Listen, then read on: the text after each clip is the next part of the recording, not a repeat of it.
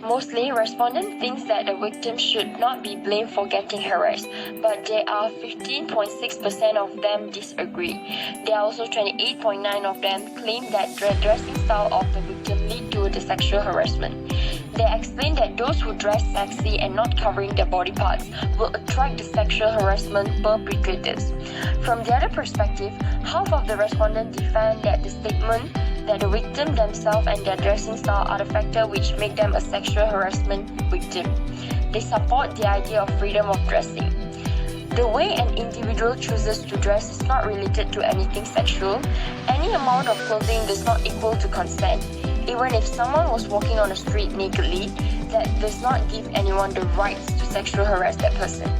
This can explain why there are so much of sexual harassment cases happening in school and street, where the victims are wearing school uniform and even hijab.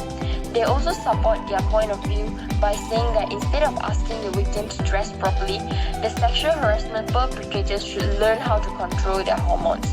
The sex education in school should not just telling the student on how to dress properly. They should also learn that sexual harassment is a crime. Catcalling or jokes of sexual nature is not a normal thing to do.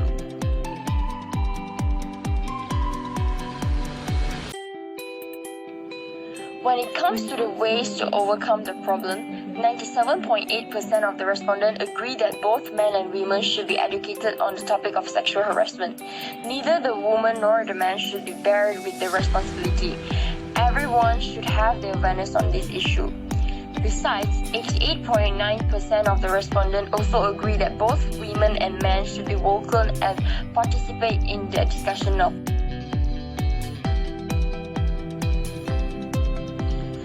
After gathering all the suggestions in raising the awareness of sexual harassment issue in the society, we can also conclude that education is the best way to reduce the sexual harassment problem.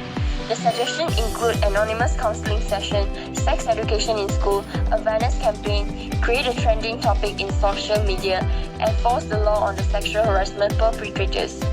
Stop blame on the victim will help to encourage them to report to the authority and stop the victim change. The inappropriate action that make other people feel uncomfortable should not be normalized. Malaysians should not be ashamed to talk about sex education in public.